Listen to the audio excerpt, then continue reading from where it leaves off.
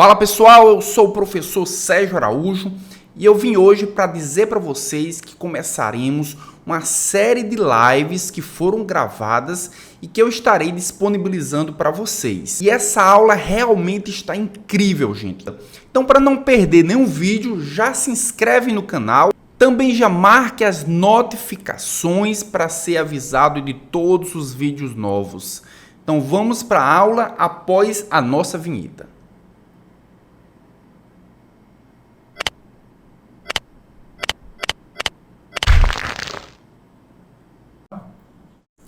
Então, boa noite a todos. Daqui a câmera. Então, aula 25. Colocando os hormônios em ordem, né? Os hormônios da tireoide, né? A gente vai falar sobre os distúrbios da tireoide e como é feito o tratamento hormonal, né? Para reposição dos hormônios ou, quando é em excesso, como é que a gente consegue reduzir a atividade da glândula tireoide, tá bom? Então, esse é o nosso assunto de hoje, tá certo, gente? Vou clicar aqui para a gente iniciar. Então, essa aula, a aula 25, ela está dividida aqui em 3 partes, né? A gente já consegue ver no slide, né? O caso clínico, propriamente dito, que a gente vai tratar não só do caso clínico, mas de outros pontos também importantes da aula. Vai falar um pouquinho sobre a tireoide, a glândula em si, como é que ela funciona, onde é que é localizada. Então, a gente vai abordar a glândula tireoide de uma forma o mais completa possível, tá bom? E a gente vai finalizar a aula falando da doença, né? Falando do falando do hipertireoidismo e falando das causas principais que levam o paciente a ter hiper ou ter hipotireoidismo, tá certo, gente? Então vamos lá. Objetivos da nossa aula de hoje, né? São 3 objetivos. O primeiro é relembrar a morfofisiologia da tireoide. Então vocês já viram a morfofisiologia, já sabem como ela funciona, já entendem como é a anatomia e a histologia, mas a gente vai relembrar. E por que é importante relembrar? Para que a gente possa utilizar essas informações da morfofisiologia para entender como é que é o tratamento. Não dá para a gente aprender farmacologia se a gente não entende da morfofisiologia, se a gente não entende da anatomia, da histologia e também da fisiologia. E é claro que, como a farmacologia é o tratamento de alguma doença, é importante entender também a fisiopatologia. A gente vai falar das 2 principais doenças que culminam com hipo e que culminam com hipertireoidismo. O segundo objetivo é compreender os mecanismos fisiopatológicos envolvidos nos distúrbios da tireoide. E o nosso terceiro objetivo, analisar os tratamentos farmacológicos empregados no hipotireoidismo e também no hipertireoidismo, tá bom?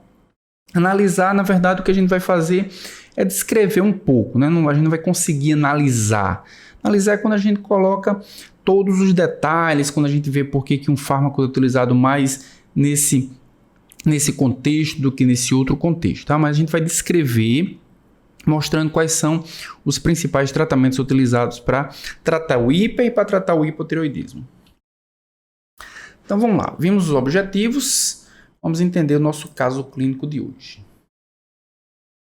Então vejam só, gente, é uma paciente, mulher, de 45 anos, e aqui eu já posso dar um adendo para você, né, para vocês. Uma mulher, por quê? Porque a gente vai ver mais à frente, né, na epidemiologia, que as mulheres são muito mais acometidas com hipo e com hipertireoidismo. Tá bom? Então, existe uma frequência maior, tanto na incidência como na prevalência, relacionando as mulheres com hipo e com hipertireoidismo, tá bom? Então, a mulher de 45 anos de idade, ela apresenta-se ao consultório com um quadro de palpitação, intolerância ao calor e irritabilidade, certo? Então, ela apresenta esses 3 sintomas. E aí, quando a gente lembra das aulas que nós já tivemos, uma pessoa que apresenta-se com palpitação, intolerância ao calor, irritabilidade, poderia tranquilamente ser enquadrada aqui com um quadro de ansiedade. Uma ansiedade aguda, né? Não vai ser o caso, mas vocês vejam como, às vezes, apenas a sintomatologia, apenas a clínica, ela não é suficiente para a gente começar a pensar no tratamento do paciente. Ela informou que nos últimos 6 meses apresentou emagrecimento inesperado de 7 quilos, equivalente a aproximadamente 8% do seu peso corporal. A paciente não apresenta história prévia de uso de medicamentos nem problemas de saúde. Ela negou febre e perda de apetite, já que ela tinha perdido peso. Uma das informações importantes era: você está se alimentando bem ou você tem o apetite normal? Né? Ao exame físico, ela apresentou uma frequência cardíaca de 120 batimentos por minuto, um IMC de 19,5 kg por metro quadrado, ou seja, ela estava abaixo do peso, tremor fino nas extremidades, pele fria, e o que diferenciou de um quadro agudo de ansiedade talvez tenha sido isso aqui, ó, o bócio difuso com a discreta hiperemia. A gente não vai tratar desse assunto propriamente dito, mas existem complicações oftalmológicas, principalmente em pacientes com hipertireoidismo. Então, são 2 sinais que foram observados no primeiro atendimento que guiaram melhor do que os sintomas iniciais, né? Então, ela tinha um bócio difuso e tinha uma discreta hiperemia na conjuntiva. Então, foi iniciado metamizol 10 mg ao dia e propranolol 40 mg 2 vezes ao dia. Metamizol, a gente vai ver que é um antitireoidiano. Ele vai diminuir a síntese de hormônios da tireoide. Mas o propranolol, será que faz sentido usar propranolol para um paciente com hipertireoidismo? A gente vai ver nessa aula também, tá bom, gente? Eu coloquei aqui do nosso lado direito um pequeno resumo dos pontos mais importantes aqui do caso clínico. O primeiro ponto é com relação à sintomatologia. O paciente apresenta palpitações, apresenta intolerância ao calor, irritabilidade e perda de peso, ou seja, ela perdeu 7 quilos em 6 meses. Esses sintomas, melhor dizendo, são sintomas bem clássicos de um paciente com hipertireoidismo. Obviamente que, clinicamente, quando a gente sabe que o paciente tem hipertireoidismo, fica muito fácil dizer que esses sintomas são sintomas clássicos. Mas só pelos sintomas não dá para a gente fazer nenhum discernimento, nenhuma conclusão. Há necessidade, nesse caso aqui, de se fazer exames laboratoriais e eles sim serão o que vão guiar o diagnóstico, tá certo? Diferentemente do que a gente estava vendo antes. Antes a gente estava sempre vendo, existe um conjunto de sintomas padronizados que, quando combinados, eles dirigiam o tratamento, eles dirigiam o diagnóstico. Nesse caso aqui, a necessidade dos exames laboratoriais. Quando a gente olha para o histórico do paciente, no caso clínico diz o seguinte: não usa medicamentos. Por que é importante essa informação? Botei aqui embaixo para descartar a possibilidade do paciente estar utilizando inibidores de apetite. Se ela está perdendo muito peso, uma das primeiras providências é descartar quaisquer possibilidades que possam desviar para o diagnóstico que se está procurando. Ela não apresentava nenhum problema de saúde, para descartar também se essa paciente tinha anorexia. Ela negou febre, para descartar doenças infecciosas que cursam com emagrecimento, como diarreia e vômitos, e nega perda de apetite também, mais uma vez, para descartar anorexia. E aí foi feito o exame físico da paciente.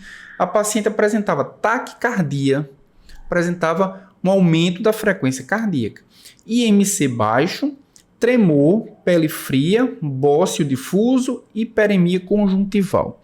No conjunto, o diagnóstico foi feito como hipertireoidismo. A paciente foi tratada com metamizol e foi tratada também com propranolol, tá certo? A gente vai ver mais adiante como é que é esse tratamento. Volta aqui, vamos para as perguntas, né? As perguntas norteadoras, que a gente vai ter 4 perguntas, tá certo? Primeira pergunta: qual o provável diagnóstico da paciente? A gente já falou, né? Hipertireoidismo. Então essa pergunta aí já está até respondida. A gente vai ver mais detalhes, mas ela já está até respondida. Segunda pergunta: o tratamento escolhido é a melhor escolha para esse paciente? Será que para hipertireoidismo só tem metamizol? A gente vai ver o que é que tem de opções terapêuticas. Terceira pergunta, quais prováveis reações adversas a paciente poderia experimentar com esse tratamento? O que é que o metamizol pode trazer? Que complicações, que problemas que esse tratamento pode trazer para a paciente? E a quarta pergunta é se a paciente estivesse grávida, o tratamento seria o mesmo? Então, imaginemos que essa paciente descobriu que estava grávida, estava fazendo, ou melhor, descobriu que estava grávida durante a consulta. Será que seria prescrito também metamizol? Ou será que seria prescrito um outro tratamento para ela? E aqui, para a gente finalizar essa primeira parte da aula, as referências, né? Já para a gente saber o que é que foi usado nessa aula de hoje. Então, foram quatro livros, né? O Farmacologia Clínica e Fundamentos de Terapêutica Racional, que é esse livro verde aqui. Na verdade, essa daqui é uma edição mais antiga, né? Do Danny Fuchs. Também o Manual de Farmacologia Terapêutica, é o livro do Goodman. Os Princípios de Farmacologia é o livro do Golan. E o Farmacologia do Penildo, acho que poucas vezes eu utilizei aqui durante essa unidade aqui desse semestre, mas é um livro interessante, tem vários conteúdos interessantes do ponto de vista de trazer dados mais brasileiros, né? Então, acho que é um livro que dá para a gente utilizar nesse sentido também. Ok, gente. Dúvidas, por enquanto, em relação ao que foi mostrado aí do caso clínico? Tranquilo? Tudo ok, professor. Valeu, Paulo. Tá por aqui também, né? Show. Valeu. Então, vamos lá, gente. Ó, vamos falar um pouquinho da tireoide. E para falar da tireoide, é importante que a gente faça várias abordagens, já que a glândula que vai estar disfuncional, né, no hiper e no hipotireoidismo, é importante que a gente entenda vários processos, né, entenda um pouquinho sobre ela. Então, a gente vai entrar nesse slide aqui, que é o 360 graus na tireoide. Então, a gente vai olhar a tireoide de diversos pontos de vista. Que não adianta só olhar como é que a tireoide sintetiza o hormônio, como é que a tireoide libera o hormônio, como é que a tireoide interage com o eixo hipotálamo, hipófise, tireoide. Porque se a gente pensar só nisso, muitas vezes essas informações elas são insuficientes para a gente poder pensar em usar o medicamento de uma forma mais detalhada, tá bom? Vamos entrar aqui em anatomia, para a gente entender um pouquinho. Obviamente que o objetivo da aula não é que a gente se aprofunde na anatomia, que se aprofunde na histologia, mas a gente precisa entender um pouquinho sobre isso também. Então, posição anatômica. E aí eu peguei uma imagem que mostra a tireoide do ponto de vista anatômico mesmo, a tireoide natural. Então, a tireoide ela tem essa forma, né, a forma de borboleta, digamos assim, né? Tem 2 lóbulos, daqui a pouquinho a gente vai ver melhor isso aqui. E ela é unida aqui no meio, esse meio aqui é chamado de istmo. Ela fica aqui na região do pescoço, né? Que ele foi feito antes de secação, mas ela fica nessa região do pescoço, em cima de algumas cartilagens que a gente vai ver mais adiante, tá bom? Então, quais são as partes da tireoide? Ó, aqui tem o lobo direito, tem o lobo esquerdo, e tem esse lobo aqui que é o lobo piramidal, que é uma espécie de istmo, né?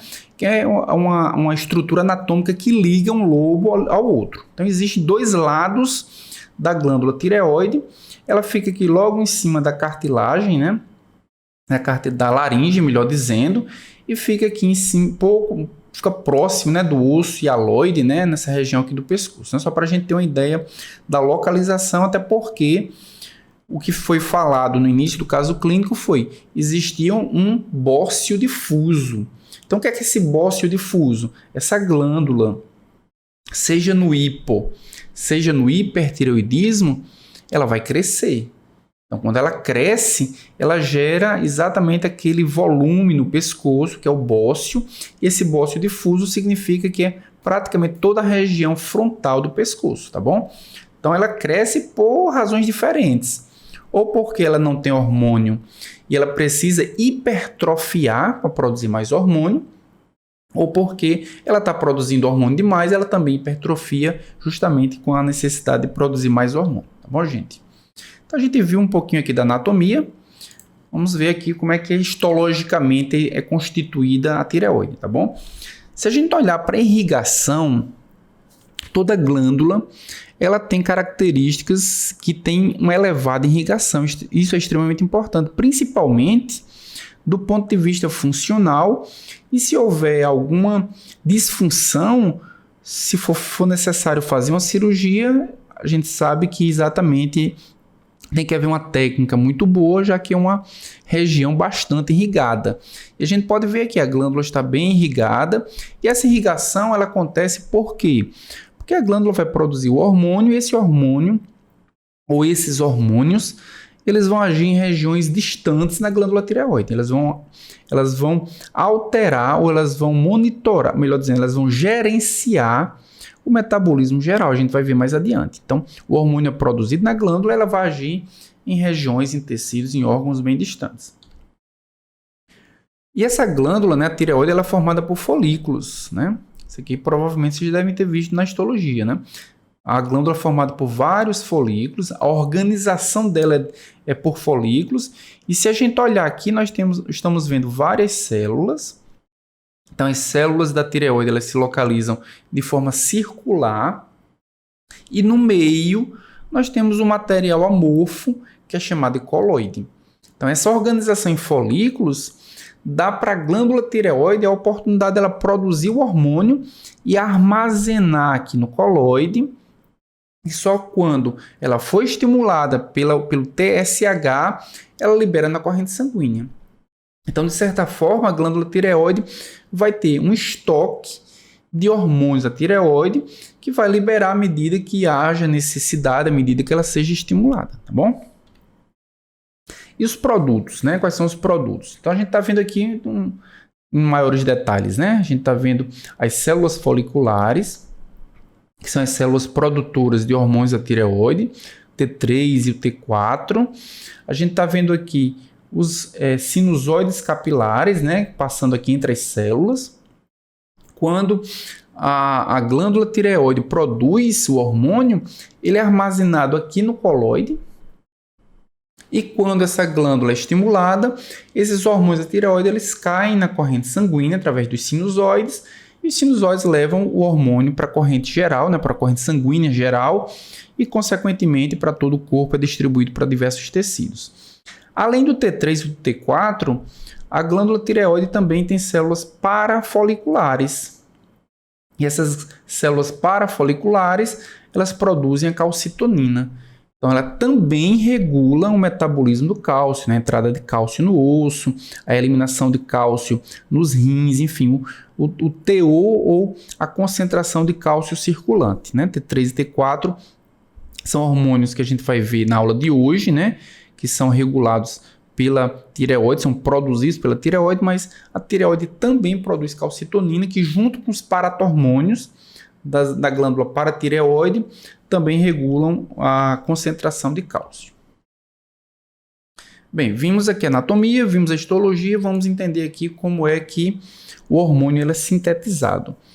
Então, a glândula tireoide, ela sintetiza os hormônios em 5 etapas. A primeira etapa é a captação do íon iodeto.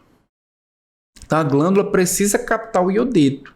E a gente vai ver mais adiante que é justamente um dos tratamentos para conter essa produção exagerada de hormônios da tireoide é utilizar o próprio iodeto, que por feedback negativo vai inibir a produção do próprio hormônio. Mas a primeira etapa é essa.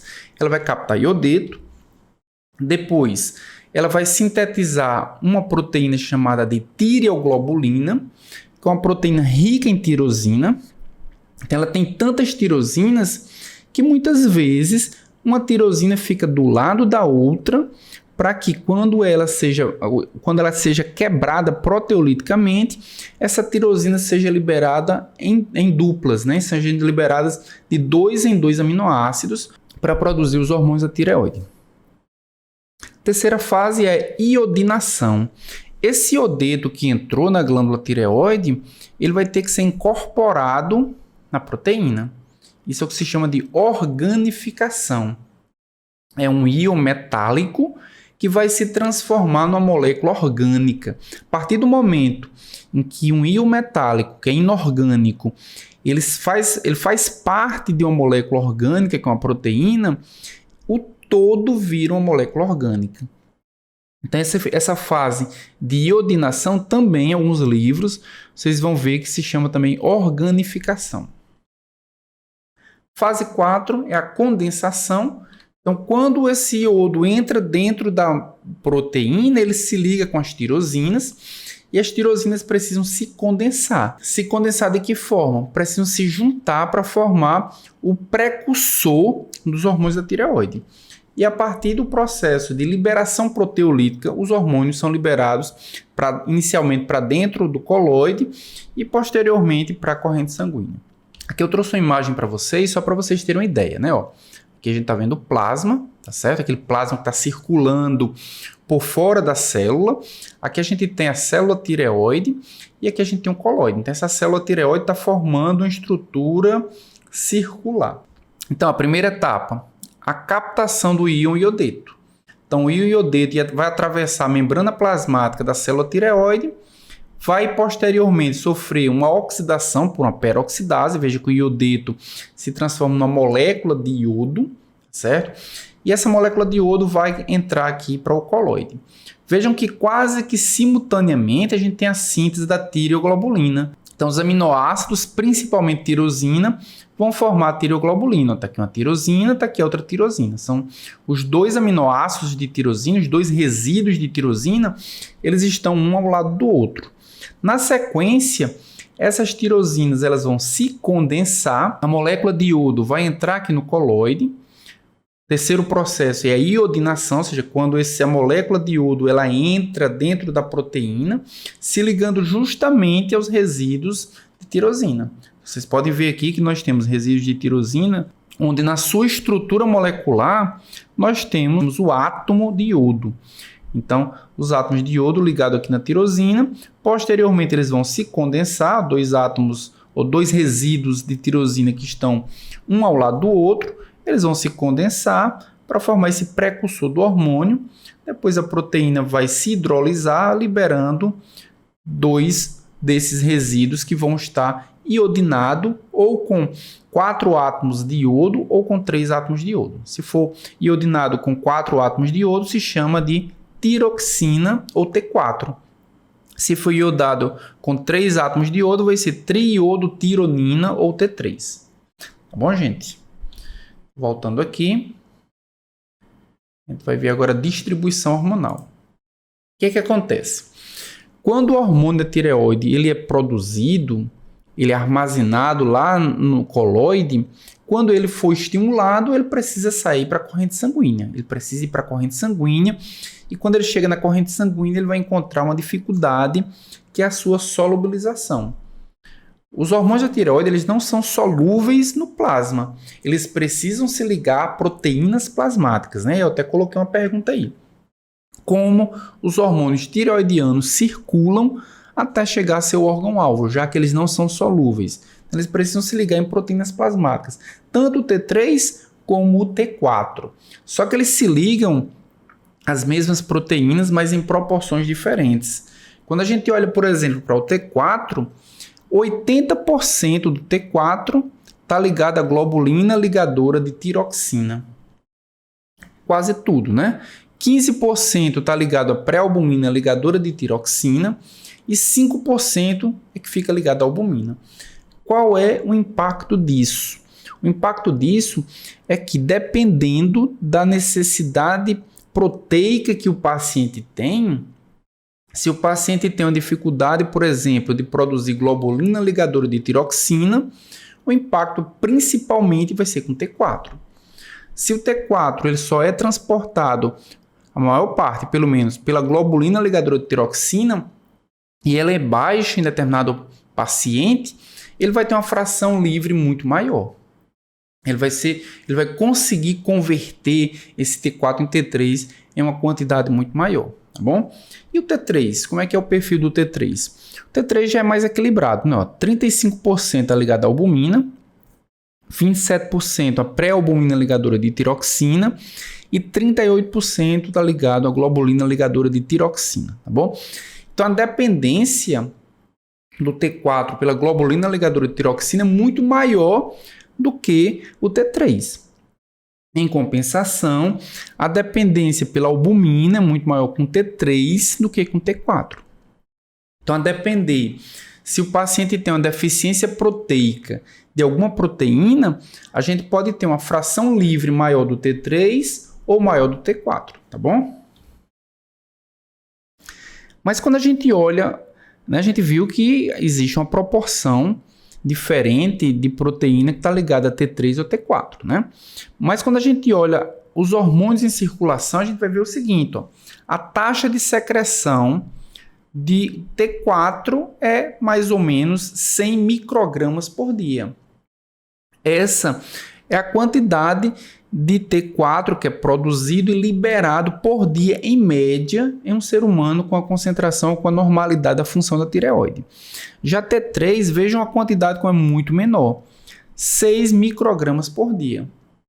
Então, T4 é o principal hormônio produzido pela glândula tireoide. Depois, a gente vai ver que o T4 vai ser convertido em T3, mas ele produz principalmente T4.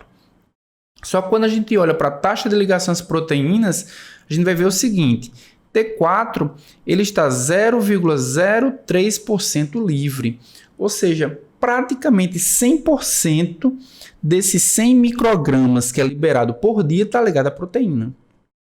Ele depende muito de proteína. Então, qualquer oscilação nessa concentração proteica pode fazer com que T4 ou T3 varie.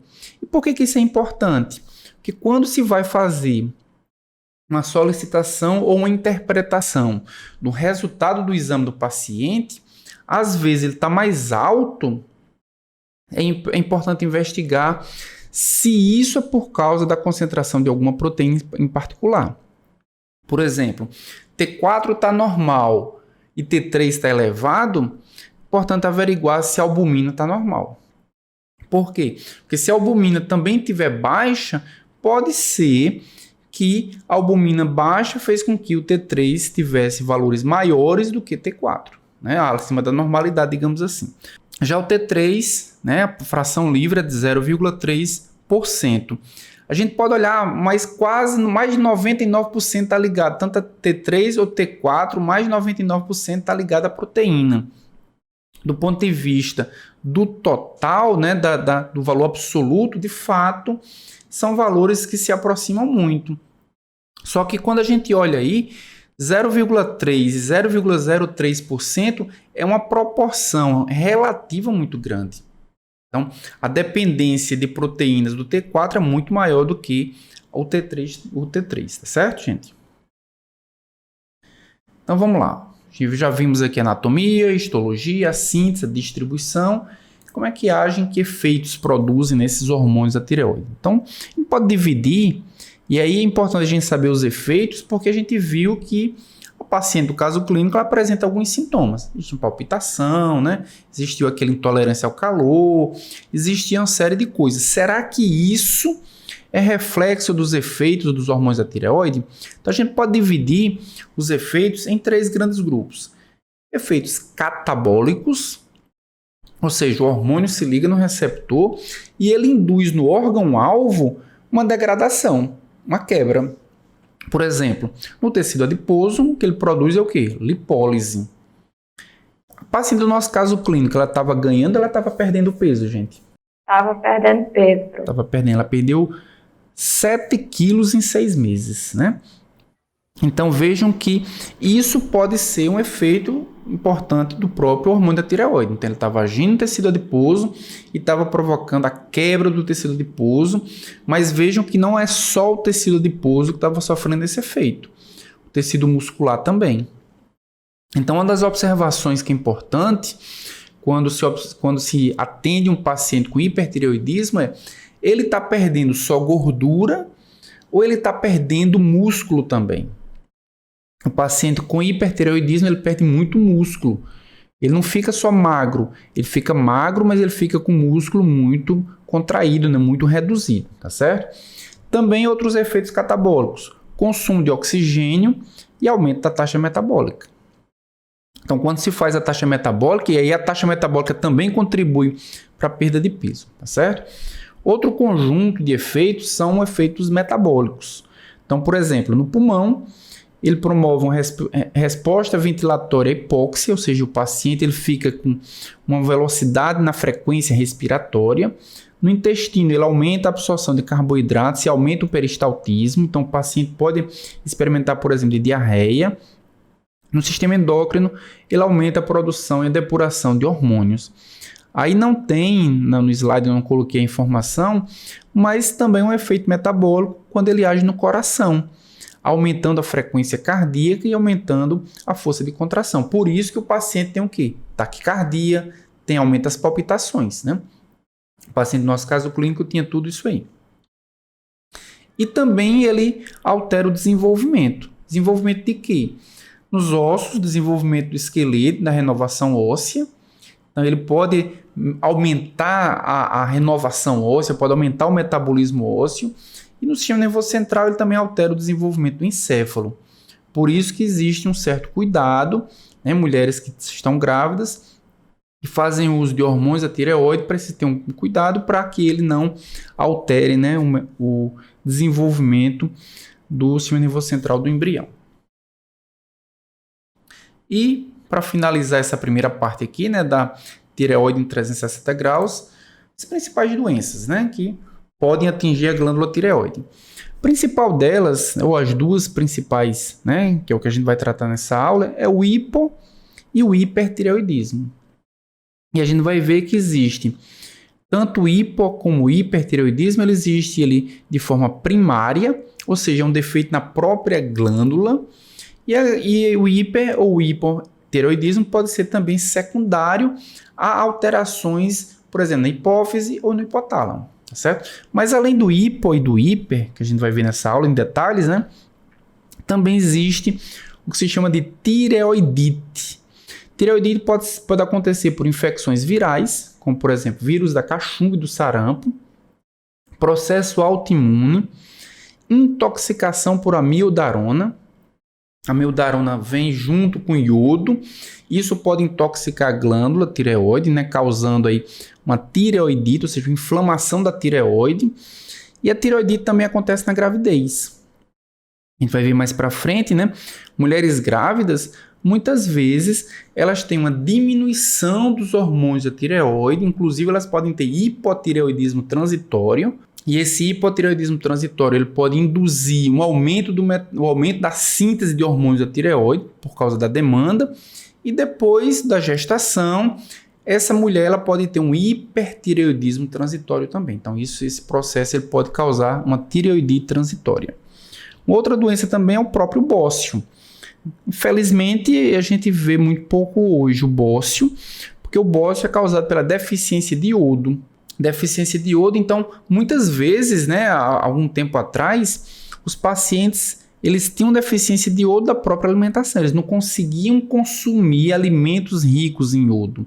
Então, por isso que foi obrigado a colocar no iodo, né, foi obrigado a colocar no sal de cozinha, melhor dizendo, o iodo, para que todas as pessoas que usem o sal de cozinha como condimento, né, eles tenham também a administração do iodo. E aí a gente pode observar que no mundo a frequência de pessoas que têm bócio por causa da deficiência de iodo é muito menor, certo? Nódulos na tireoide também, é uma doença da tireoide, só que os nódulos, ele é a parte benigna, e o câncer de tireoide é exatamente a parte maligna, né, da tireoide, tá certo, gente? Então vamos lá. Ó, vimos a glândula, vamos ver como é que é regulada a síntese, né? Então vejam só, gente. A gente vai ver um esqueminha aqui provavelmente vocês já viram na fisiologia, né? Já viram em diversas outras disciplinas. Mas a gente tem, inicialmente, né, o eixo hipotálamo, hipófise e tireoide. O hipotálamo, ele vai produzir o hormônio liberador de tireotrofina, esse TRH, ele é produzido aqui no hipotálamo, e ele regula a adenohipófise, ó, pelo sistema porta-hipofisário, ele é liberado, ele percorre, ele estimula a adenohipófise a produzir o TSH. E aí o que o TSH vai fazer? Ele sai da adenohipófise, ele cai na corrente sanguínea e ele vai estimular a própria tireoide. tá certo? Quando ele estimula a tireoide, a gente vai ver como é que isso acontece, mas quando ele estimula a tireoide, ele vai fazer com que T3 seja produzido, T4 seja produzido. Tanto o T3 como o T4 tem a possibilidade de agir em tecidos periféricos, se o tecido tiver receptor para T3 e para T4. A gente vai ver que nem todos têm receptor, mas os que tiverem receptor vai se ligar nos hormônios T3 e T4. E T3 e T4 também tem uma alça de feedback negativo. Ó. Eles agem tanto na hipófise, como agem no hipotálamo também, inibindo a produção tanto de TRH como de TSH. Então, qual é a lógica disso? É por essa razão que o paciente com hipotireoidismo, ele vai ter redução de T3 e redução de T4, tá certo? E com a redução de T3 e redução de T4, como não tem a alça de feedback negativo ativa, vai ter aumento de TSH, certo? Como não tem a inibição, vai ter aumento de TSH. Por que é importante saber isso? Porque esse é o diagnóstico para o hipotireoidismo. No hipotireoidismo, a gente vai ter diminuição de T3 e T4 e aumento de TSH. Se tiver diminuição de T3, diminuição de T4, diminuição de TSH, é importante investigar por que o TSH está diminuído. Porque pode ser que seja um hipotireoidismo não primário, mas um hipotireoidismo secundário. A hipófise não está produzindo TSH e, consequentemente, não está conseguindo estimular a tireoide a produzir T3 e T4, certo? Já o hipertireoidismo, a gente tem elevada produção de T3 e T4 e como esses hormônios estão em elevada produção, eles estão inibindo muito fortemente a alça do feedback negativo. Consequentemente, TSH vai estar baixo.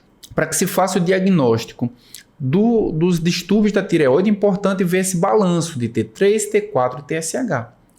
Apesar da clínica muitas vezes ser observada, ela pode ser muitas vezes confundida com outras doenças. A gente viu no início da aula que, inclusive, alguns dos sintomas são muito parecidos com a crise de ansiedade.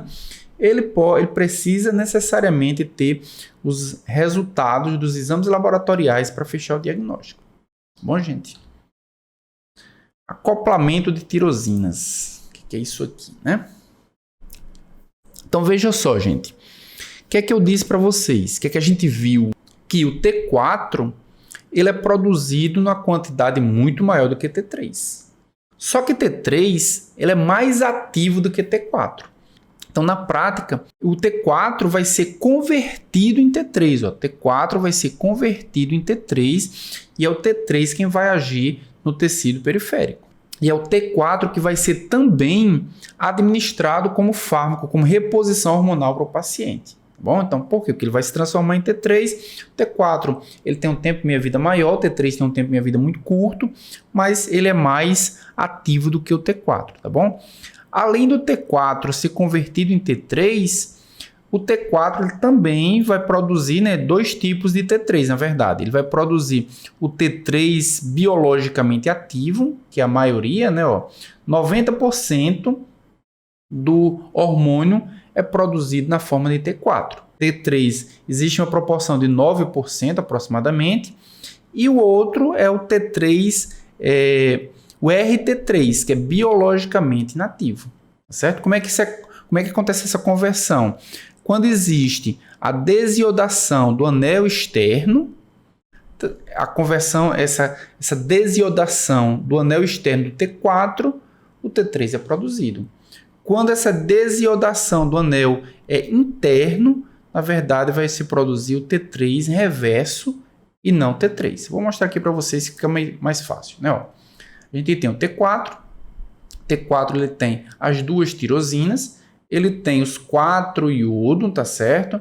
Então 90% do hormônio é produzido na forma de T4. Quando essa desiodação é no anel externo, veja que esse iodo aqui não existe mais, ele produz o T3 biologicamente ativo. Quando ocorre a desiodação no anel interno, esse iodo aqui que não existe mais, é produzido o T3 reverso, que é biologicamente inativo. Por que isso é importante, gente? Porque às vezes o paciente está convertendo muito T4 em T3 reverso. Então, ele produz muito T3 reverso e essa pode ser uma razão pelo qual o T3 está em concentrações diminuídas, o paciente tem um hipotireoidismo por essa razão. Então, ele tem T4 normal, mas ele tem T3 baixo. E tem T3 baixo por quê? Porque uma fração maior do T4 está sendo convertida em T3 reverso e não em T3 biologicamente ativo. Tá certo, gente? Tá claro, pessoal, isso aí? Alguma dúvida? Podemos seguir? Professor, tem como dosar esse T3 reverso também? Tem sim. Excelente pergunta, viu, Sayuri? Tem como dosar sim. Então, às vezes, obviamente que isso nem sempre é rotina, medir T3 reverso. Mas se por acaso você encontra algo que é muito estranho, né? T4 normal e T3 baixo ou muito baixo, é importante medir o reverso também para saber se, na verdade, o que está acontecendo é a conversão de T4 em T3 que não está sendo adequada. É possível sim, viu? Ó, gente, vamos entrar aqui no mecanismo de ação para a gente entender como é que acontece. Ó, a gente tem TSH. TSH ele age onde? O TSH ele age na tireoide. Tá? Eu vou até clicar aqui que eu acho que fica mais fácil para a gente entender. Ó, o TSH ele age na tireoide. Isso aqui é uma membrana plasmática da tireoide. Então, o TSH é um hormônio que ele age na superfície da membrana. Ele age no receptor de membrana, diferentemente do T3 e do T4, que ele age a nível citoplasmático. Então, ele se liga no receptor. Quando ele se liga no receptor, ele faz uma mudança conformacional, ou melhor, uma mudança metabólica no interior dessa célula, né, da célula da tireoide, fazendo com que haja um aumento do AMP cíclico, aumento do cálcio, aumento dos fosfoinosídeos e aumento dos fatores de crescimento. Isso tudo é para que haja produção do hormônio. Então, nós temos, de um lado, o aumento do crescimento da glândula, isso através da maior expressão de genes, né, do DNA, do RNA, proteínas. Também aumenta o tamanho da célula, o número de células e a formação dos folículos. É isso que o TSH faz, fazendo com que haja uma manutenção da própria célula. E do outro lado, com relação à síntese de hormônio, ele vai estimular por essas mudanças, através desses segundos mensageiros, a captação de iodo vai melhorar, a iodação vai melhorar, o acoplamento vai acontecer, a endocitose do colóide, a proteólise da tioglobulina. Então, tudo isso vai acontecer por quê? Porque o TSH se ligou, promoveu o aumento do AMP cíclico. Sempre que aumenta o AMP cíclico, a gente também tem uma proteína associada a ela, que é PKA, proteína quinase A, e a gente vai ter aumento também de inositol, cálcio e fatores de crescimento, como eu já mostrei. Também vai estimular o quê? A oxidação de glicose e a geração do NADPH. Isso aqui também vai contribuir para a síntese de hormônios da tireoide. Então vejam que o TSH vai ser produzido pela hipófise, pela adenohipófise. Quando ele é produzido, ele vai agir na superfície da glândula tireoide, estimulando não só o crescimento da glândula, mas estimulando também a síntese de hormônios, tá bom? Os hormônios foram produzidos. T3 foi produzido, T4 foi produzido. Como é que eles vão agir? Então, vamos clicar aqui. Ó, o T3 ele vai atravessar a membrana, diferentemente do TSH. O T3 é lipossolúvel, e é por isso que ele tem pouca solubilidade no plasma sanguíneo. Ele vai atravessar a membrana plasmática, vai se ligar em receptores citoplasmáticos e vai controlar a expressão de diversos genes. Quando a gente viu lá atrás que os hormônios da tireoide eles controlam lipólise, proteólise, palpitação, controlam todos aqueles eventos, isso acontece porque ele altera a expressão de genes relacionados com aquelas funções. Então, vai produzir RNA mensageiro, proteínas que vão estar associados com aquela função. Já o T4, ele primeiro tem que ser convertido em T3, só então o T3 vai agir aqui a nível nuclear, também fazendo aqui essa produção dessas proteínas, tá bom? É toda célula que tem receptor para T3 e receptor para T4? Não. Hipófise tem, o fígado tem, os rins, coração, pulmão, músculo esquelético, intestino e cérebro. Os locais onde vão sofrer ação de hormônios da tireoide são principalmente esses, né? Existem alguns tecidos secundários, mas esses são os principais tecidos, tá certo, gente? Então, a gente tem aqui também outro aspecto que é importante, ó. T4 é convertido em T3, não é isso? E o T3 induz a expressão de genes que vão ser responsáveis aí pelo metabolismo celular, que foi exatamente o que eu acabei de explicar. Ok, gente, falamos sobre tireoide, agora a gente vai entrar na doença propriamente dita, né? Falar do falar do hipertireoidismo. Falando inicialmente das causas, né? O que causa um hipotireoidismo? Então a gente tem diversas causas, vamos inicialmente ver aqui, ó, a gente tem um textinho aqui que eu acho que é importante a gente ler, ó. O hipotireoidismo ele pode ser primário. Quando é que ele é primário? Quando o problema é na própria glândula tireoide, certo? Ou seja, quando as anormalidades eles são intrínsecas à tireoide. Ele pode ser secundário quando resulta da disfunção hipofisária, que eu falei para vocês. Você tem T3 e T4 baixo, mas você tem TSH baixo também. Então, na verdade, T3 e T4 estão baixos porque TSH não é produzido pela hipófise. E você tem também, o paciente também tem o hipotireoidismo transitório, quando resulta de contextos passageiros, como, por exemplo, tireoidite pós-parto e após uma tireoidectomia. O paciente faz uma cirurgia, retira a tireoide, ele vai ter um hipotireoidismo, ele vai precisar repor. Então, quando ele repor, ele vai encontrar os níveis adequados para atingir o eutireoidismo, certo? Então, vamos ver as principais causas e os mecanismos patogênicos. Vou clicar aqui para a gente dar uma olhada. Ó, gente. O paciente que tem hipotireoidismo, ele pode ter um hipotireoidismo congênito. Congênito por quê? Porque teve uma aplasia ou uma hipoplasia da glândula tireoide. A glândula tireoide não se desenvolveu. Se ela não se desenvolveu, o paciente ele pode ter uma produção menor de hormônios da tireoide. Ele pode ter um problema, a glândula se desenvolveu do ponto de vista anatômico, mas não se desenvolveu do ponto de vista funcional. Ela tem um defeito na síntese ou na ação dos hormônios. Ela não produz hormônios ou até produz, mas esses hormônios eles saem com algum defeito que não conseguem agir nos tecidos periféricos. Isso é o congênito. O adquirido, o principal deles é a tireoidite de Hashimoto, que é o que a gente vai ver como modelo nessa aula. É uma doença autoimune que há uma destruição do tecido da tireoide. Então, o paciente produz uma resposta imune contra a própria glândula tireoide, e essa glândula tireoide ela é destruída e, evidentemente, vai produzir menos hormônios. Deficiência grave de iodo, foi o que eu falei para vocês que hoje, né, o hipotireoidismo endêmico, né, que foi falado aí no chat, que hoje ele praticamente não existe mais. Tireoidite linfocítica, olha, veja só, gente. Tireoidite linfocítica é justamente aquilo que eu falei para vocês, né, que perguntaram aí sobre, né, os gânglios infartados. Então, linfócitos podem fazer com que haja uma penetração na glândula também.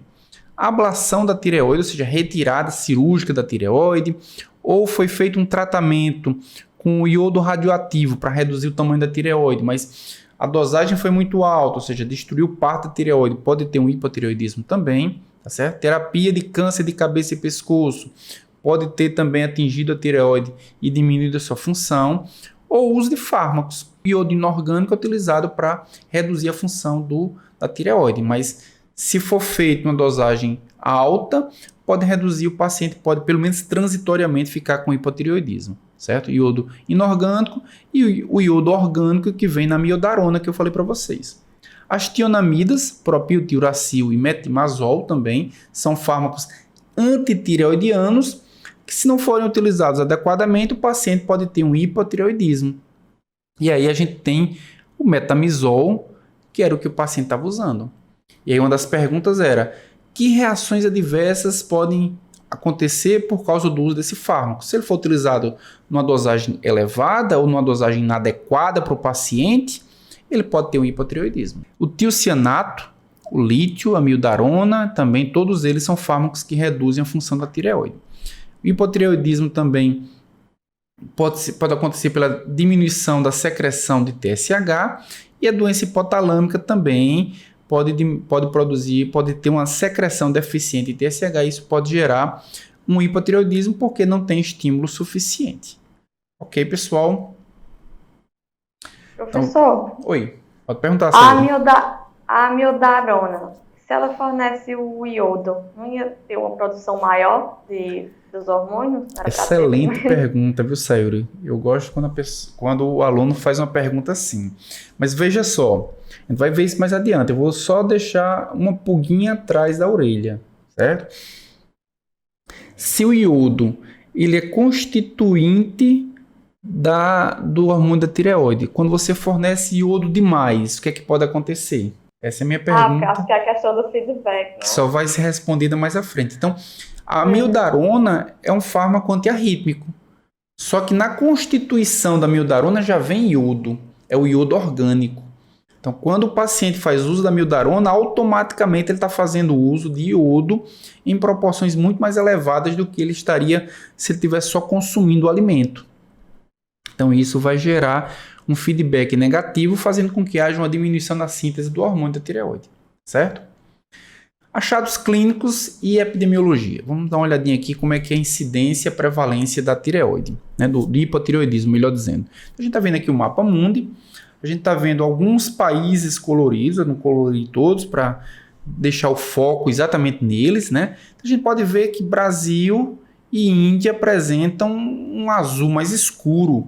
E eles apresentam um azul mais escuro porque, ó, a prevalência mundial, quando a gente olha a prevalência fazendo a média de todos os países do mundo, gira em torno de 1 a 2%, prevalência do hipotireoidismo. O Brasil, em torno de 4,2%. O Brasil é um dos países com a maior prevalência de hipotireoidismo do mundo, tá certo? Os Estados Unidos, em torno de 3,7% aproximadamente, e a Inglaterra aqui, ó, em torno de 5% aproximadamente, também um país que tem uma incidência bastante elevada para o hipotireoidismo, tá certo?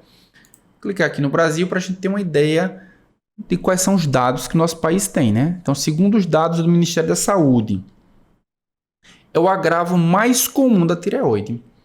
Então, quando a gente compara hipotireoidismo e hipertireoidismo, o hipotireoidismo ele é muito mais frequente no Brasil do que o hipertireoidismo. Na verdade, no mundo todo, mas no Brasil também é o agravo da tireoide mais frequente, é o hipotireoidismo. Com relação à proporção entre homens e mulheres, ó, é 8 vezes mais frequente em mulheres do que em homens. A gente vai ver que o hipertireoidismo também é mais frequente em mulheres do que em homens, mas a proporção é mais próxima. Então vejam que é bem desproporcional, né? A prevalência, quando a gente olha a população como um todo, né, no Brasil, é cerca de 2% da população geral. Aí vocês podem perguntar, mas professor, você acabou de dizer que a proporção no Brasil é 4%. 4% quando a gente olha apenas a população adulta, que a gente está colocando a população geral, tá certo? Criança, idosos, adultos. Então, 2% é a população geral, 4% é apenas a população adulta. E a população adulta, esses 4%, na verdade, ele é muito mais influenciado pelos idosos. Vejam só, prevalência de 15% em pessoas com mais de 60 anos. Então, o envelhecimento também atinge a tireoide, a ponto do paciente ele desenvolver o hipotireoidismo. E principal forma de apresentação é o hipotireoidismo primário. 95% dos pacientes com hipotireoidismo, o problema é na própria glândula. Não é na hipófise, não é no hipotálamo, é na própria glândula, né? Então, há necessidade de fornecimento de hormônios da tireoide para suplementar, né? Para fornecer aquela deficiência que o paciente tem. Então, incidência e prevalência, vamos ver agora os sinais e sintomas.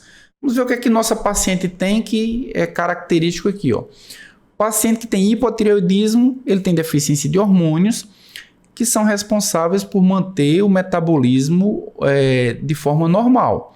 Então, o paciente que tem hipo, ele tem cansaço, ele tem fraqueza, esses são os sintomas, né? A pele seca, sensação de frio, tá certo? Nosso paciente ela não tem hipo, ele tem hiper, né? A gente vai ver mais adiante. queda de cabelo, dificuldade de concentração e memória precária. Então, o paciente começa a ter problemas cognitivos, vai ter constipação, ou seja, o intestino começa a ter um peristaltismo mais deficiente, aumento de peso, porque não tem a quebra da gordura, né? A quebra de todo o metabolismo, né? O catabolismo, melhor dizendo, dispneia, voz rouca, pode ter problemas na menstruação, menorragia, parestesia e audição prejudicada. E os sinais? Pele áspera e seca, principalmente nas extremidades, que ficam frias, a face, as mãos e os pés ficam inchados, alopécia difusa, ou seja, aparecimento de pelos, bradicardia, porque ele promove, aumenta a frequência cardíaca, se o hormônio está mais baixo, bradicardia, edema periférico, relaxamento retardado em reflexos tendinosos, síndrome do túnel do carpo e derrame seroso na cavidade, serose nas cavidades, tá certo? Então vejam que se o paciente tem diminuição de hormônios da tireoide, ele vai ter diminuição de praticamente tudo que se relaciona com o metabolismo, certo?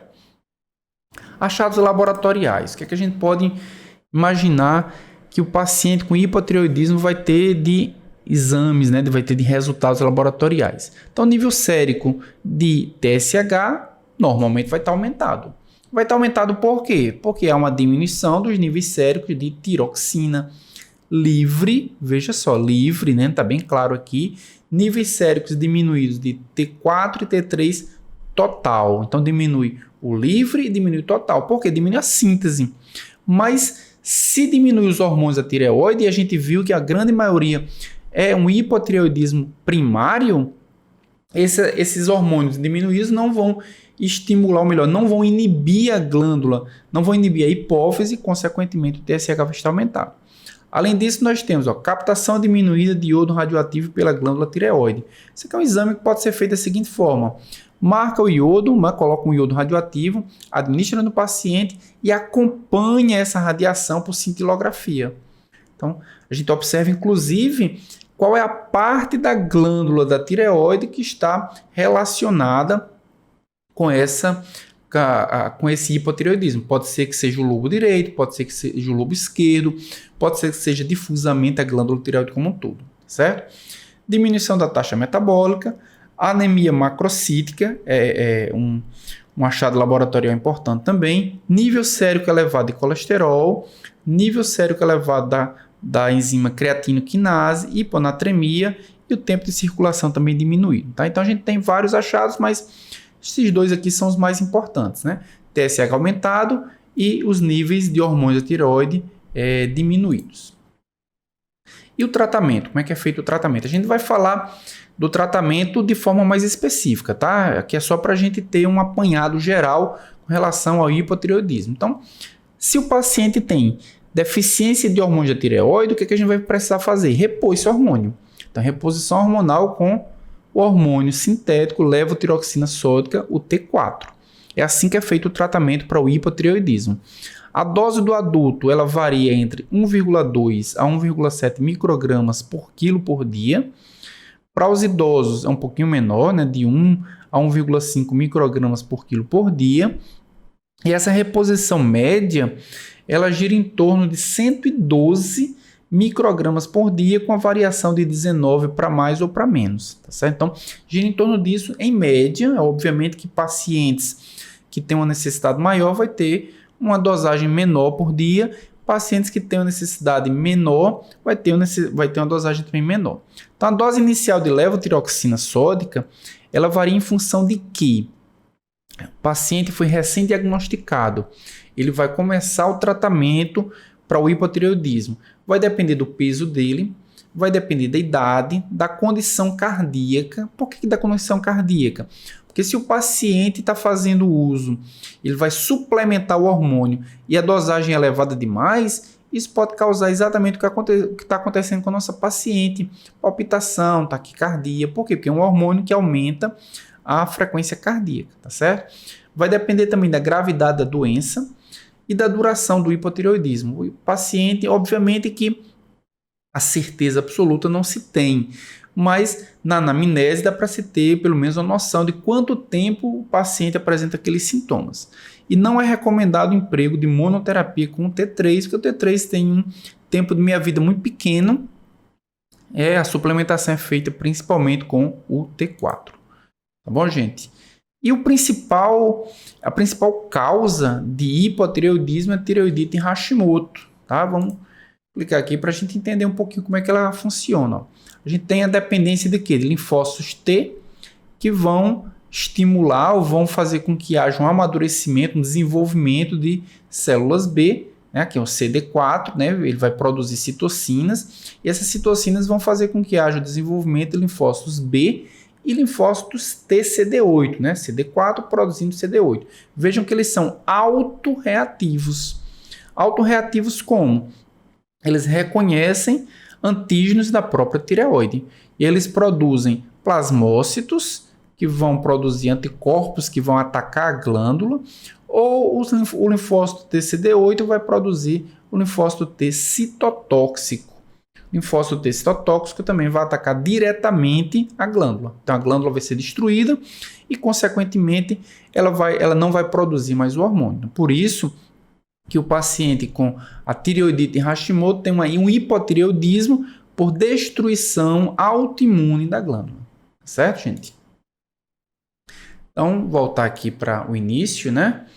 Falou das causas do hipotireoidismo. Agora a gente vai falar das causas do hipertireoidismo, certo?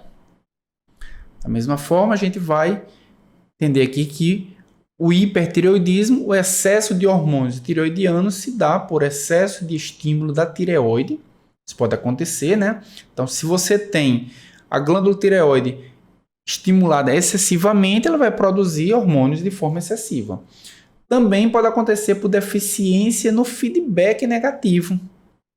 Então, o hormônio da tireoide, ele vai ser produzido, ele não consegue gerar aquela alça de feedback negativo, consequentemente, TSH é produzido em quantidades maiores e acaba estimulando também.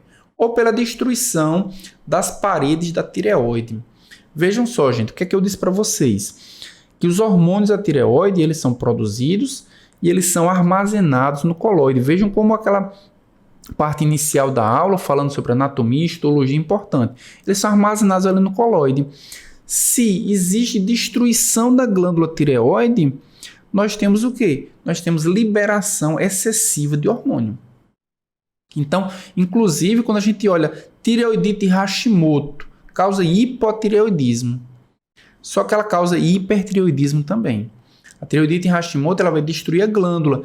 Inicialmente, ela vai liberar uma quantidade muito grande de hormônios, mas depois esses hormônios vão ser eliminados e o restante da glândula não vai ser funcional. Então, ela inicialmente causa o hipertireoidismo, mas com algum tempo depois, ela causa o hipotireoidismo também, certo?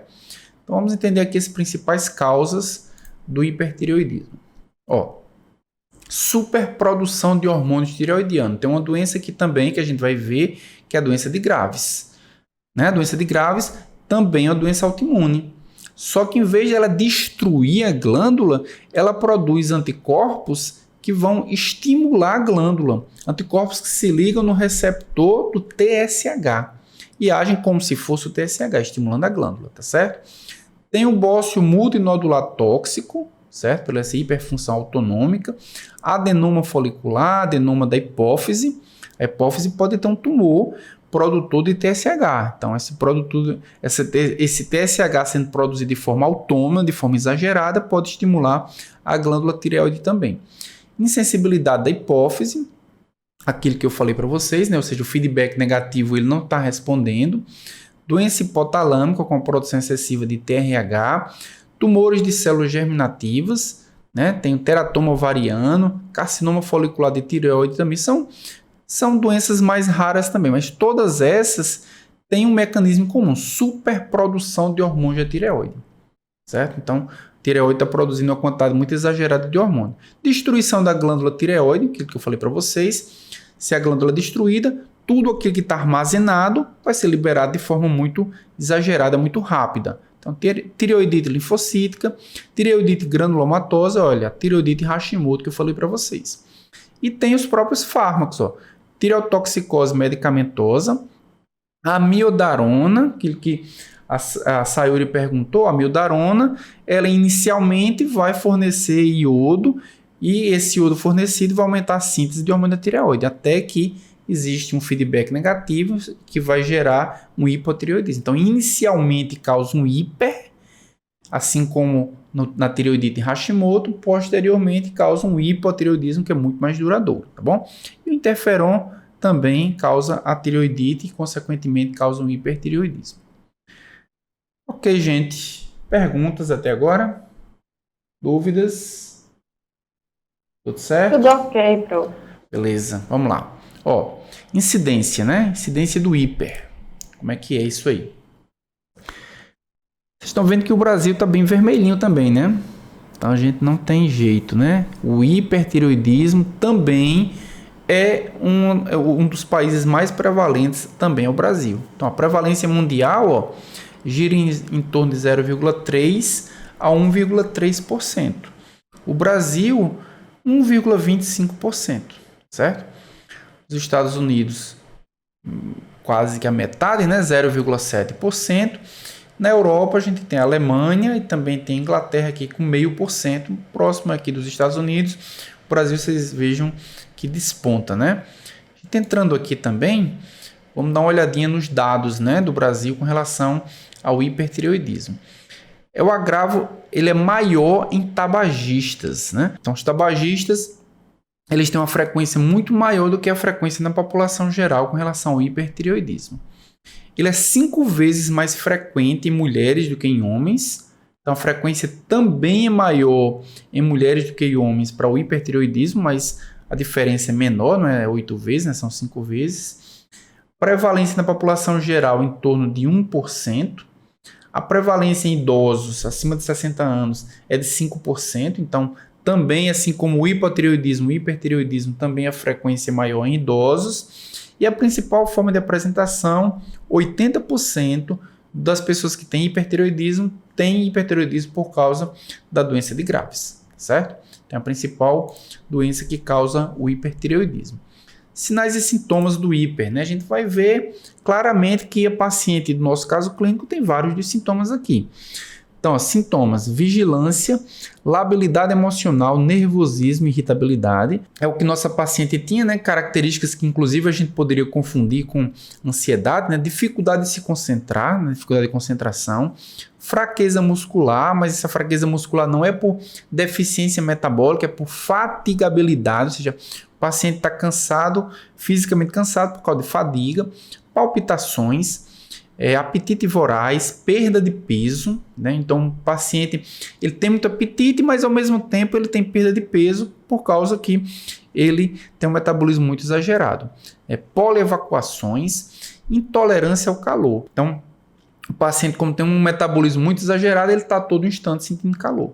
Sinais: hipercinesia e fala rápido. Então o paciente está falando muito rápido, inclusive esse pode ser um dos principais sintomas a serem observados. Então, fraqueza dos músculos proximais, pele fina e úmida, né? Cabelos finos, abundantes e onicólise, retardo palpebral e também problemas cardíacos, né? Primeira bolha cardíaca acentuada, né? Taquicardia, ou seja, problemas cardiovasculares também.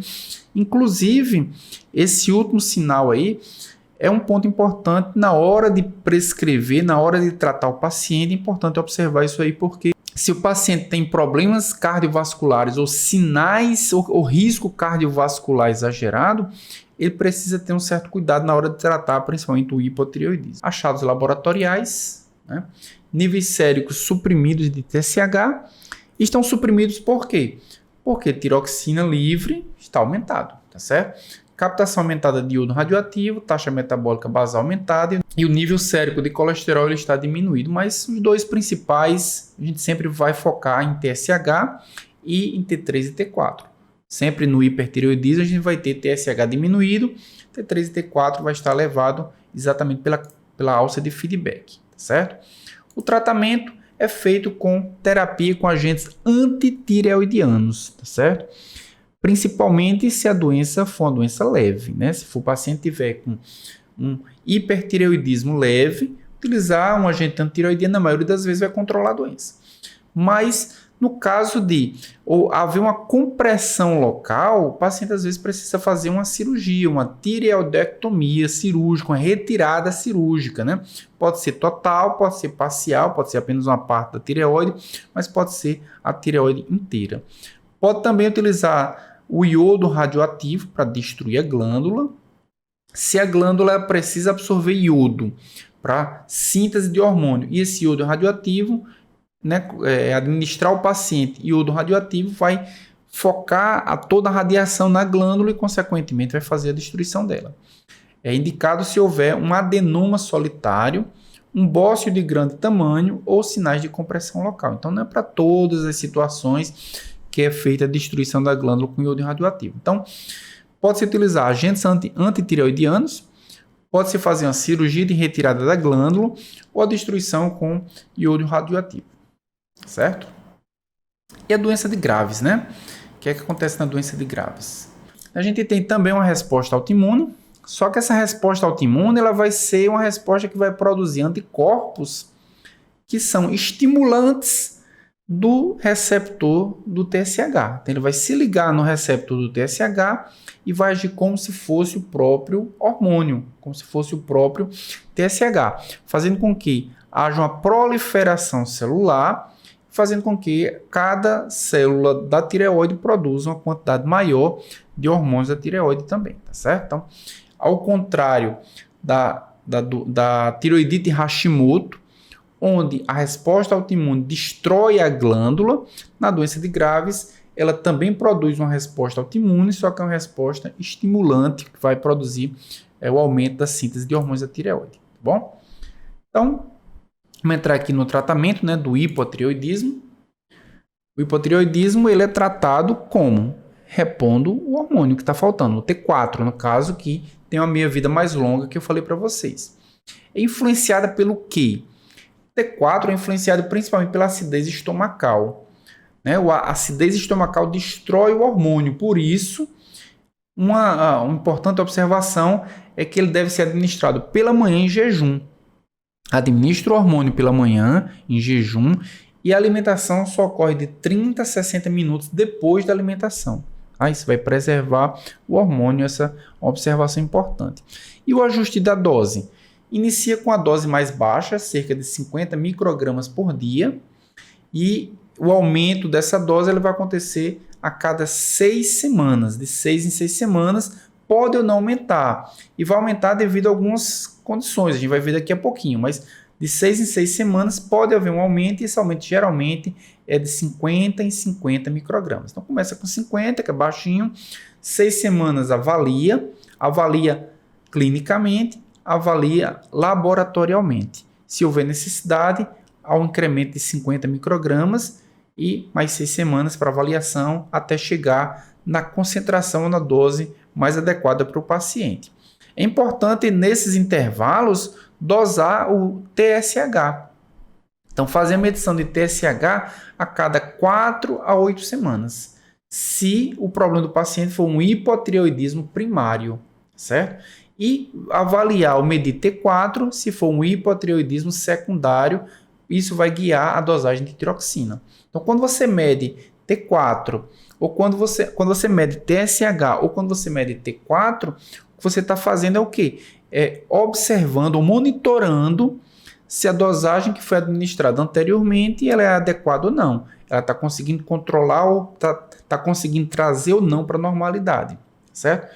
Doses excessivas, elas podem causar hipertireoidismo transitório. Por isso que é importante monitorar. Se você administra inicialmente 50 e o paciente continua com sintomas, os resultados laboratoriais continuam completamente irregulares, você pode administrar mais 50. Mas se, quando o paciente está fazendo uso de 100 microgramas, ele já tem algumas alterações, ele já tem uma dose excessiva, ele pode ter um hipertireoidismo e ele precisa regular a dose para baixo, para que o paciente consiga sempre ter a dose mais adequada para ele, tá bom? O algoritmo, gente, vou clicar aqui só para a gente dar uma olhada. O algoritmo a gente tem que levar em consideração o quê?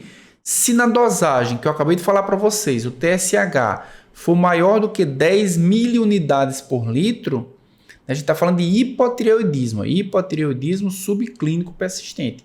Se nós temos o TSH maior do que 10 miliunidades por litro, então a gente vai fazer o seguinte: o paciente tem mais de 65 anos, o TSH está alto.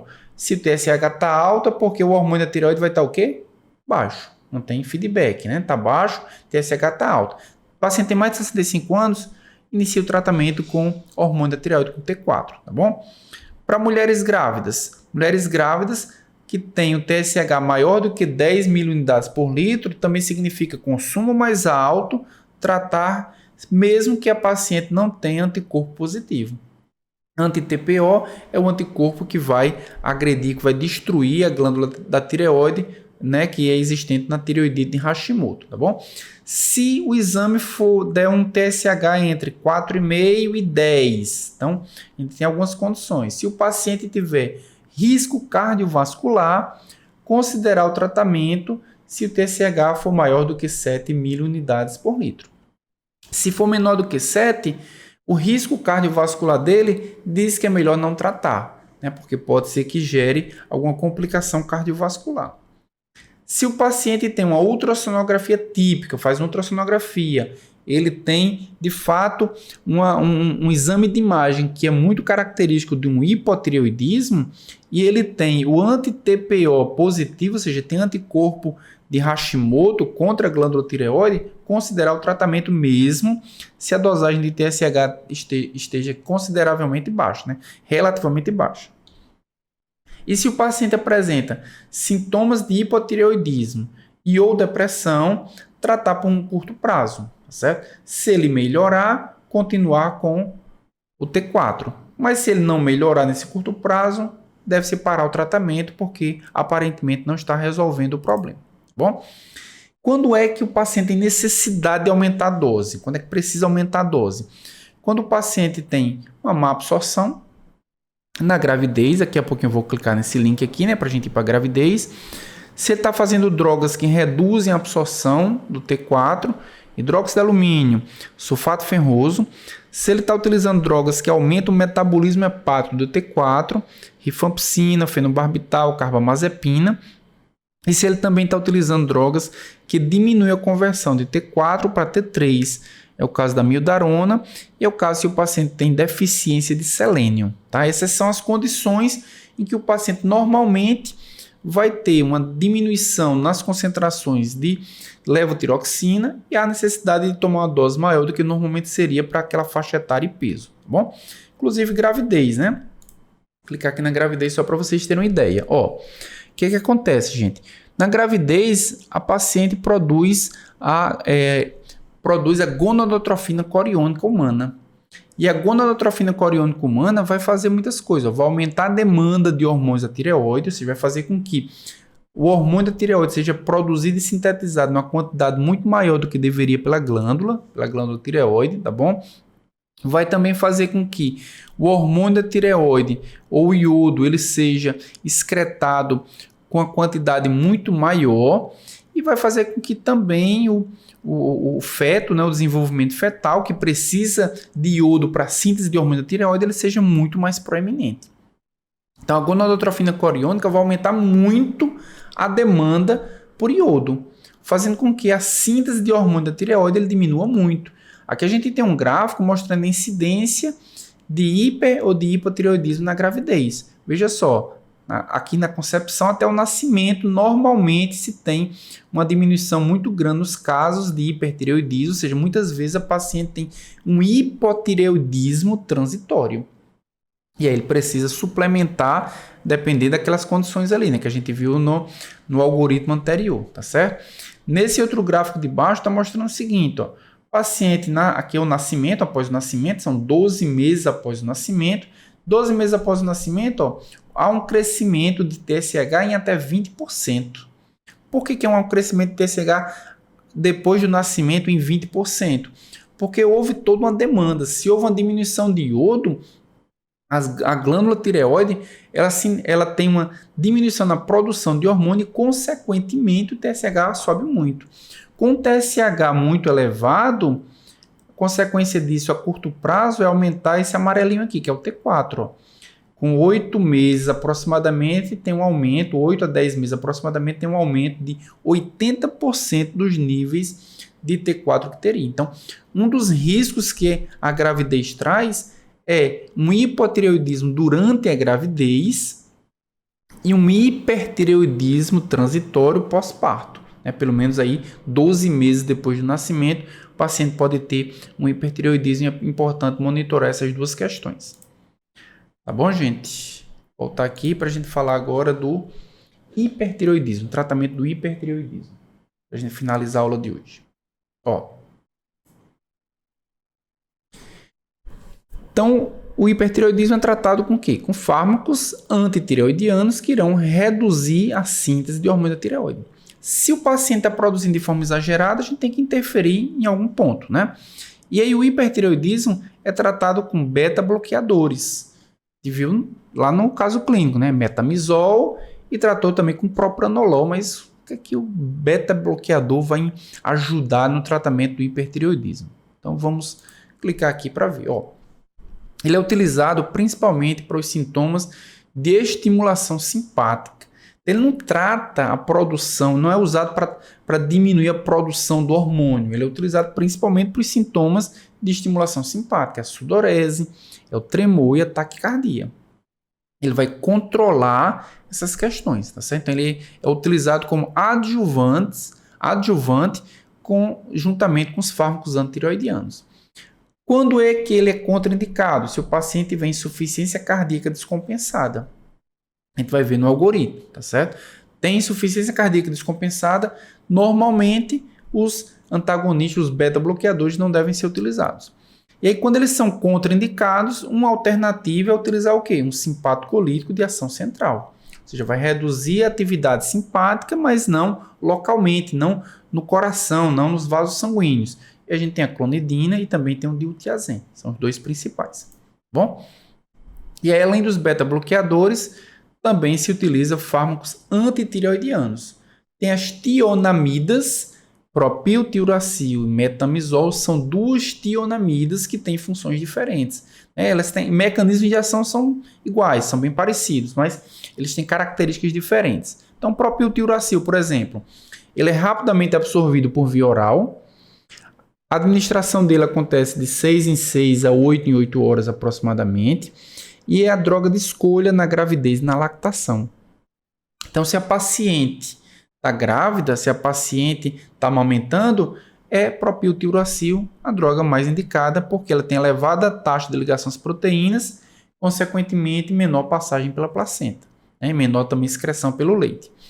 Já o metamizol é o tratamento de escolha para a maioria dos casos. A maioria dos casos, no nosso caso clínico, usou metamizol. Então, a maior parte dos casos, se o paciente não está grávida, metamizol é o que é mais frequentemente utilizado. A absorção é variável, a administração deve ser uma vez ao dia e os efeitos começam depois de 1 a 2 semanas. É importante saber isso porque às vezes o paciente está fazendo uso de metamizol e com 1 semana ele imagina que os efeitos já deviam já acontecer. Mas eles iniciam com 1 a 2 semanas e eles só se tornam completos depois de 4 a 8 semanas. Metamizol, propiltiuracil são tionamidas. O perclorato, ele tem outro mecanismo. Ele bloqueia a captação de iodeto. O iodeto é importante para a síntese do hormônio da tireoide. Então, pacientes que têm hipertireoidismo podem utilizar o perclorato e ele vai inibir a captação de iodeto, tá certo? Só que ele tem problemas, né? Então, ele causa anemia plásica. Por isso que ele é raramente utilizado. Ele é utilizado principalmente em que condições? No hipertireoidismo, que é induzido por amiodarona.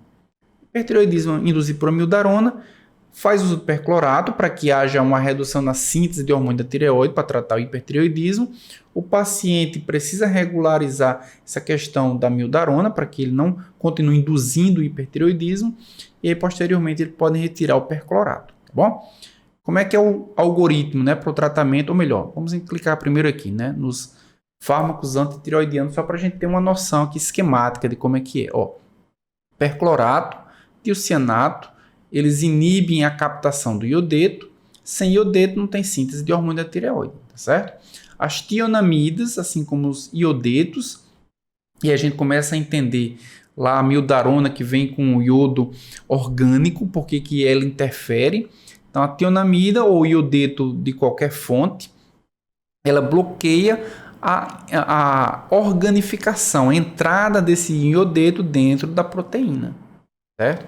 Assim como o iodeto em altos níveis também ele inibe a formação, né, a quebra da proteína e a formação de T3 e T4, assim como o propiltiuracil impede a conversão de T4 em T3. Então, eles agem em várias fases da síntese de hormônios da tireoide. Aquelas 5 fases, a gente tem em algum momento a ação de um fármaco antitireoidiano. Bem, o algoritmo, né? Como eu havia falado. Então vejam só, gente, a gente tem também como base os níveis de TSH. Só que no hipertireoidismo, hipertireoidismo subclínico. A gente está sempre olhando aqui o subclínico, por quê? Porque aquele hipertireoidismo que é observado somente com os níveis hormonais. O paciente não tem sintomas clássicos ou típicos, não tem bócio, por exemplo. Então, no hipertireoidismo, quando o paciente tem TSH baixo, tem TSH baixo por quê? Porque se o hormônio está alto, ele está inibindo a alça de feedback e TSH está baixo. Baixo quanto? 0,1 miliunidades por litro. Então, nessa condição, se o paciente tem mais de 65 anos, ele deve tratar. Ele tem claramente um hipertireoidismo, ele tem uma idade que é normalmente compatível com o hipertireoidismo, iniciar o tratamento.